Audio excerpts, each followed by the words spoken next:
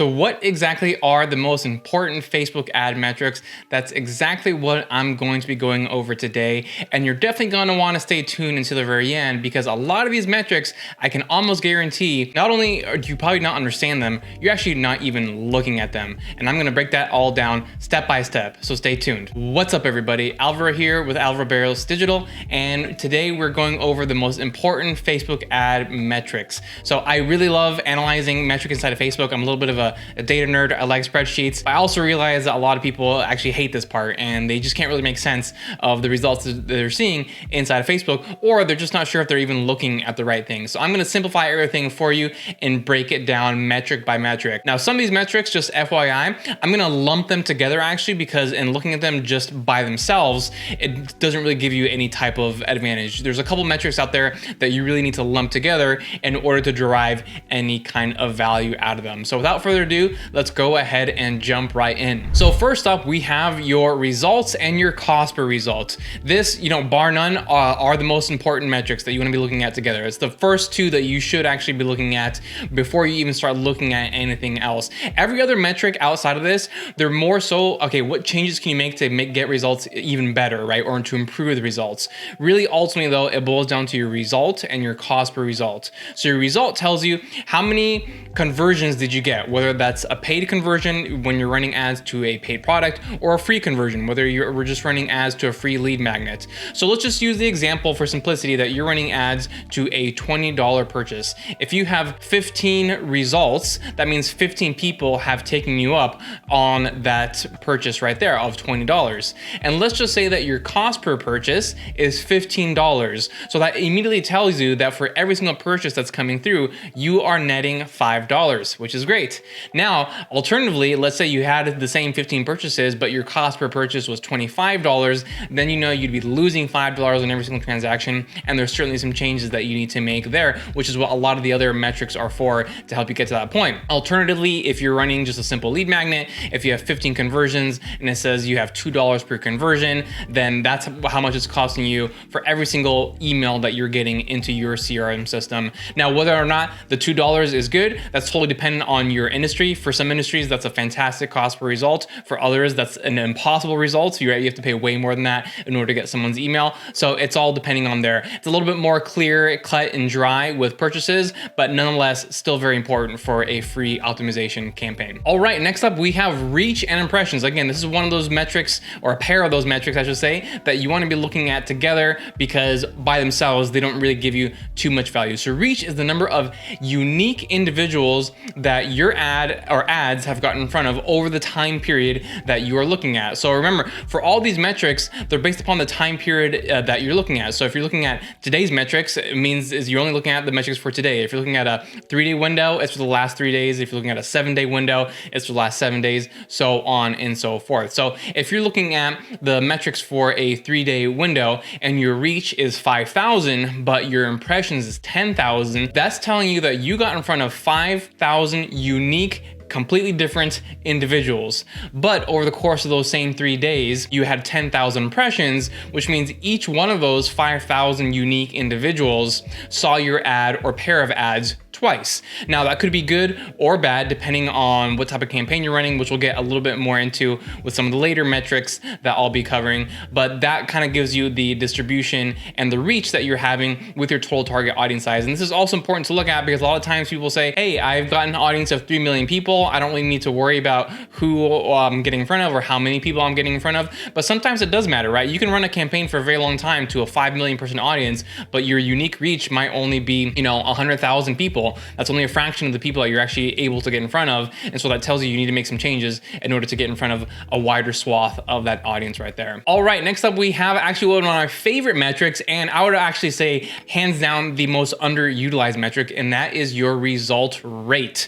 So the result rate is a metric that I mostly look at the ad level. I mean, I certainly do look at the campaign and ad set level, but the ad level is where it has the most power. And what the result rate is, it's it's a conversion rate metric from the impression level. So we're all aware of what a conversion rate metric is. Typically, that's your total landing page views, and you use your total conversions, and then you get your conversion rate. This is the same metric, but from the impression level. So as opposed to getting your conversions and landing page views, you're gonna get your conversions and your impressions. So if you have 15 conversions and you have 100,000 impressions, then you do 15 divided by 100,000. That's gonna result in a very small and very low result rate. But what I love about result rate is that it tells you how efficient an ad is at getting people to take action through every step of the funnel. When you're just looking at a conversion rate, that only tells you how efficient your landing page is, right? It's not telling you anything about what happens before that. But when you use the result rate, you're starting at the impression level, the very beginning of the funnel. So how efficient is that ad? So oftentimes you're going to be looking at your ads and see which one truly is the best, truly the most efficient. It's actually the one with the highest result rate. Now, the one with the highest result rate may not always have the best cost. That usually comes down to your CPM, which we'll get into in just a second. But it will tell you, hey, there's something here. If I make some changes and get to lower my CPM, this ad right here is the most efficient one, and I need to work hard to get it going and make sure that it has the best results as well. All right, and that is a perfect segue into CPM. CPM stands for cost per 1,000 impressions. So if you get 1,000 impressions, not reach, impressions, how much do you have to pay for that, right? So for some industries, CPMs are nice and low. Like literally you can have a CPM of $10 for a conversion campaign. Other industries that are highly competitive, if you're running a conversion campaign, your CPM could be in the 80s, 90s, even a little bit above 100. So it's really mostly determinant of how competitive your marketplace is. So when you see a super high CPM, it may not necessarily because you're doing something wrong, you just might be in a very competitive space. So for example, if your target audience is other entrepreneurs, I can tell you right off the bat, that is a very competitive space and your CPM is certainly gonna be higher than other industries. Whereas if your target audience is teachers, which I've had clients in the teacher space, your industry is actually very not competitive. And so your CPMs are going to be nice and low. And your CPM often is going to be a huge determination of what your cost per result is going to be. You can have phenomenal click-through rates, you can have a phenomenal result rates, you can have phenomenal conversion rates, but if your CPM's out of control, very high, then it can literally just destroy your entire campaign. So it's a very important metric that you want to be watching and be aware of. All right, moving on down the line, now we've got link clicks and landing page views. This is another pair of metrics that you want to look at together because,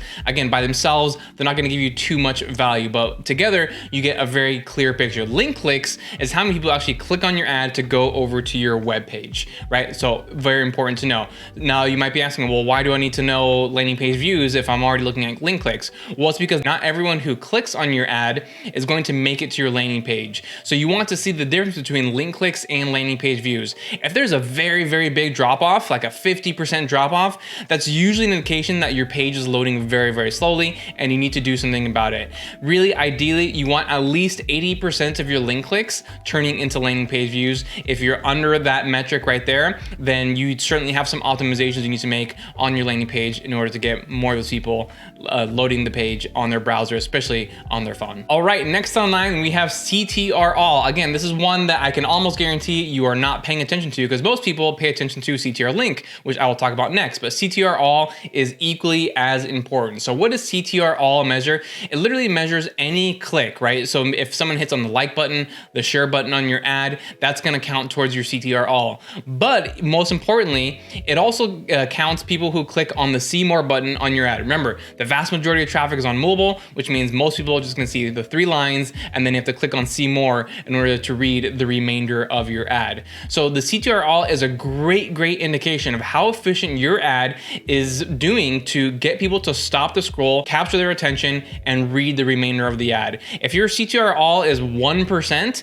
then your ad is doing a very terrible job at capturing people's attention, getting them to stop the scroll, so on and so forth. But if your CTR all is 4%, 5%, you're doing a very good job at getting people to stop the scroll and read the remainder of your ad, because the vast majority of clicks that people are going to take on your ad is hitting that see more button. So ultimately, that's really what it's measuring. All right, next up, we have the CTR link. So this is the one that most people are paying attention to, and it is still very important. This one specifically measures how many people are actually getting to your landing page from the ad, right? So whereas CTR all measures everything, see more, like button, share button, CTR link only measures people people clicking on your ad to go over to your landing page. Now, again, this is going to vary widely from industry to industry in terms of what you can achieve. But what I would say for the vast majority of people, if you can try to get at least 1%, that's kind of the golden rule right there, right? Some industries that's very easy to achieve. Other industries that's actually even easy to achieve a 3 to 4 to 5% CTR link, depending on the level of competition. But there are also even more competitive spaces where, even getting a 1% CTR link is extremely challenging, right? Typically you're kind of going for, 0.75, 0.6 or something like that. But as just a general rule guideline, you want to be achieving at least a 1% CTR link. And again, this is simply calculated just by getting your total link clicks divided by your total impressions, and that gives you your CTR link. All right, and lastly, we have frequency. So frequency is how often people are seeing your ad over the time window you're looking at. Again, this all depends on your view. You can choose today's view, you can do a 7-day view, 30-day view, whatever it is, right? It's all dependent on the time window you are choosing. But frequency actually relates back to what we were talking about before with reach and impressions. So you could manually do a calculation yourself every single time with reach and impressions to get an idea of how often people are seeing your ads over the time period that you're looking at.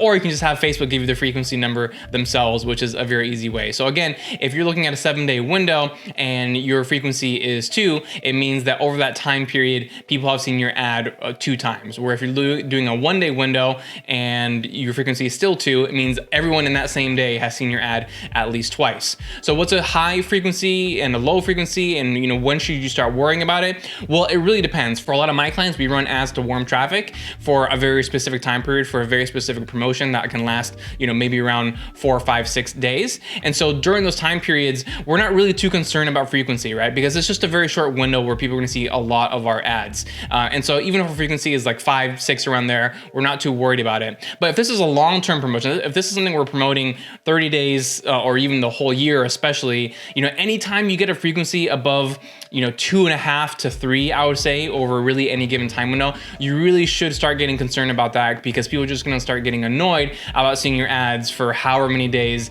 and for how many times, right? And so that you can fix that by either trying to expand your audience or just throwing in new creatives, new copy. That way you're keeping it as fresh as possible. All right, and to wrap this up, well, I did not include it because it is dependent on what type of campaign that you are running. However, I did just want to quickly mention them, and they are pretty self-explanatory. If you are running a purchase campaign, obviously your total number of purchases, your purchase ROAS are very, very important. So purchase ROAS, again, this is something that Facebook will provide you. It's a number that indicates, how profitable you are just looking at your Facebook ad spend. So a ROAS of 1 means that you are breaking even. If you're under 1, it means you're actually losing money. And if you're above 1, it means that you are making money. So with the ROAS metric, obviously the goal is to always have it above 1, and you're going to be in very good shape. All right, so that's all I have for you today in terms of the most important Facebook ad metrics explained. Hopefully that made sense to you. But as always, if you have any questions about any of the metrics I talked about today, let me know in the comments below, and also let me know what topics you'd like for me to cover in the future.